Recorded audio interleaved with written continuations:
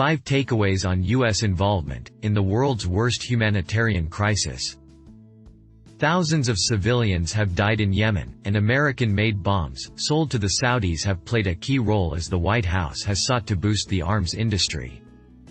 Long before the coronavirus caused human suffering and economic chaos on a global scale, the world's worst humanitarian crisis was unfolding in Yemen, the Arab world's poorest country and one that has been mired in civil war. In all, about 100,000 people, including more than 12,000 civilians, have been killed in the conflict, which pits the Saudi-backed government of Yemen against Iranian-aligned Houthi rebels, who took control of the northern parts of the country 5 years ago. For many, the cause of death was not illness but bombs supplied by American companies, and approved for sale to the Saudi coalition by American officials.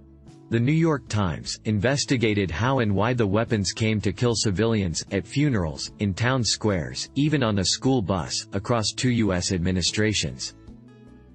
For President Trump, arms sales mean more jobs. Mr. Trump has backed arms deals with the Saudis and their partners, citing benefits to the American economy, even as some of the weapons have been used in strikes against civilians in neighboring Yemen. Not even the killing of the journalist and American resident Jamal Khashoggi, which led both Democrats and Republicans to call for ending sales to the Saudis, could change the president's mind.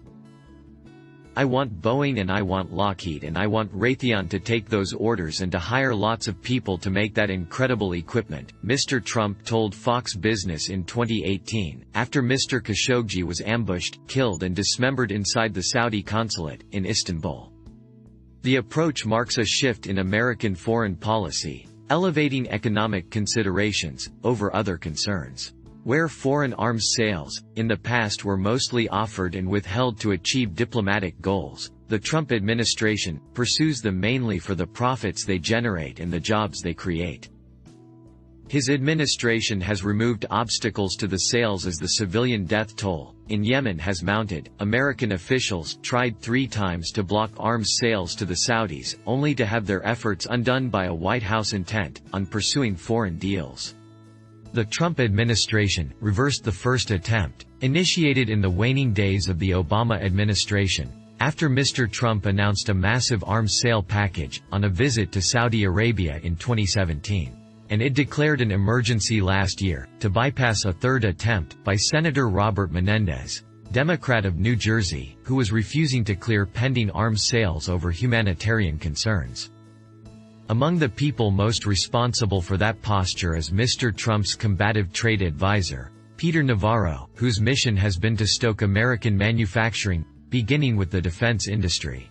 Mr. Navarro, an economist and former college professor, who had been an advisor to Mr. Trump's election campaign in 2016, acted as a proponent for defense companies during White House discussions about arms sales.